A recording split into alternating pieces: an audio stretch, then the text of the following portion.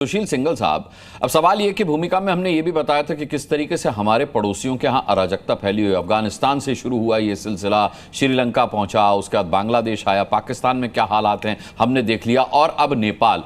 अब ये नेपाल में सुशील सर जो देखने को मिल रहा है ये आयोजित ही नहीं प्रायोजित भी लग रहा है।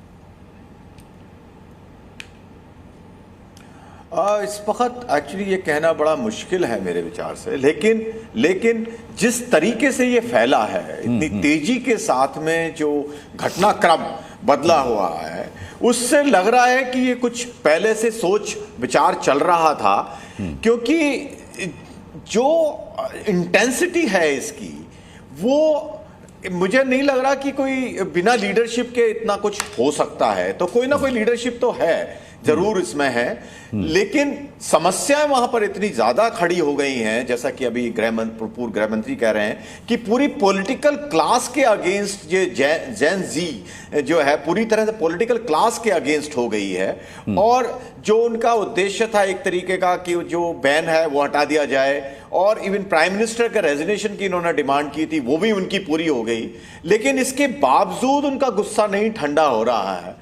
तो इसमें लग रहा है कि इसके जो बहुत कारण थे मूलभूत, उसमें जो कारण हैं वो अभी एड्रेस नहीं हो रहे हैं, और वो अपने आप को एक्सप्रेस नहीं कर पा रहे हैं कि वो चाह क्या रहे हैं, क्योंकि शायद लीडरशिप का अभाव हो। तो इसको मेरे ख्याल से अभी जो है इसको एक परिप्रेक्ष्य देना पड़ेगा। और जैसा कि पूर्व मंत्री जी ने कहा कि अल्टीमेटली सॉल्यूशन तो बातचीत के जरिए से ही निकलेगा, लेकिन जो आक्रोश है वो इतना इकट्ठा हो गया है कि वो बहुत ही भयंकर तरीके से निकल रहा है। और ओली सरकार ने भी उसमें आग में घी डाला, क्योंकि जिस तरह से पुलिस ने रिप्रेस किया उनको, लोगों आंदोलनकारियों को, और उन्होंने बिल्कुल असेसमेंट नहीं कर पाए वो कि क्या इतनी बड़ी समस्या खड़ी हो सकती है।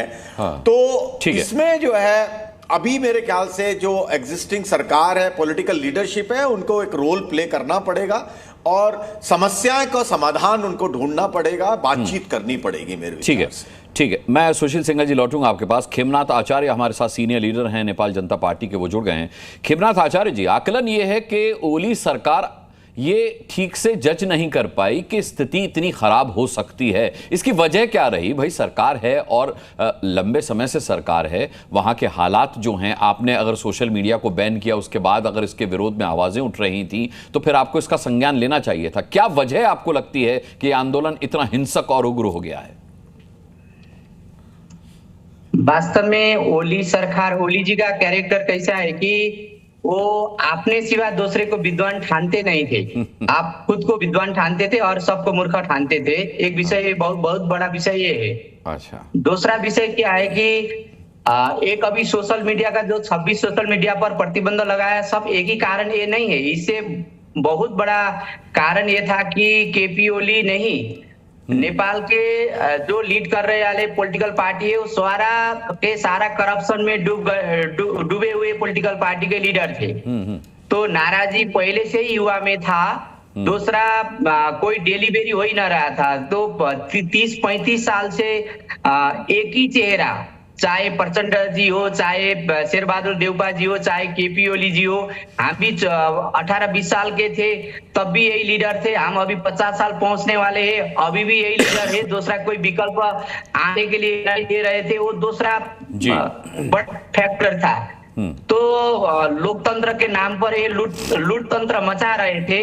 तो जो पब्लिक में आक्रोश था, और एक कारण ये है, और कल इन्होंने इतना अंदाज भी नहीं लगाया होगा कि सोचे होंगे कि ये बच्चे लोग है, आएंगे 10-20 हजार आएंगे, उतरेंगे और जाएंगे, ऐसे मजाक में चले होंगे, लेकिन उनके पास रिपोर्ट तो होगी।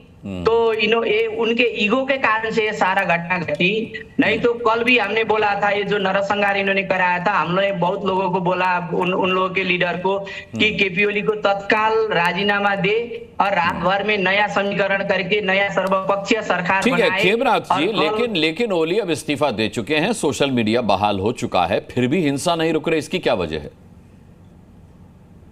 इसकी वजह तो ये है ना, जो कल नरसंहार हुआ, इसका जो आक्रोश था युवा में और जो गार्जियन में, सारा जो घुट घुट कर जो भरा था जो आक्रोश वो समय लगेगा, लेकिन मुझे लगता है कि अभी जो उनके इस्तीफा के बाद में अभी 2-3 घंटा में सारा परिस्थिति नियंत्रण में आ जाएगा।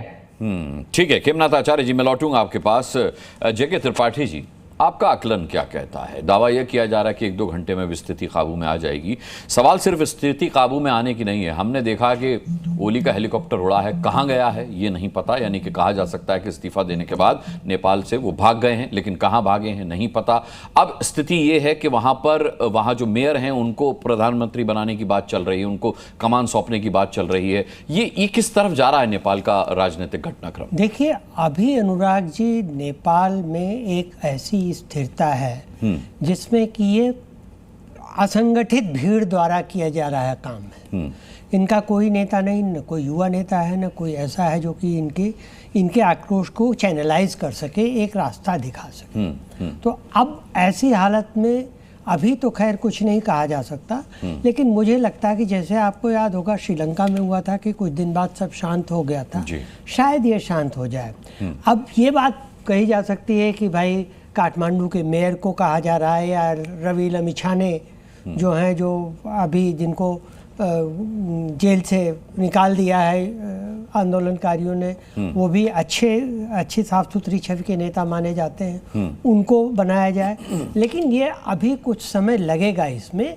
और देखिए, किसी कवि ने बहुत सही कहा है कि हर क्रांति अराजक होती है कुछ अर्थों में, आंधियां कवायद करती हुई नहीं चलती, ऊपर उठने का जो व्रत लिए निकलती हैं, लपटे सीधी रेखा में कभी नहीं जलती। तो थोड़ा बहुत तो एबरेशन होगा।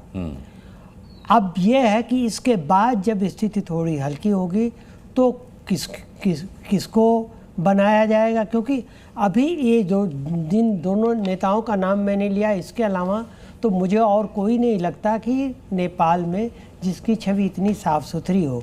कुल मिला के नेपाल में पाकिस्तान की तरह हालत है कि 2 या 3 पार्टियां हैं, एक नेपाली कांग्रेस है, एक कम्युनिस्ट है जिसके 2-3 घड़े हैं। यही आपस में मिलजुल के सरकार बनाते हैं, तो जनता के पास संगठित पॉलिटिकल पार्टी। जी न्यूज़।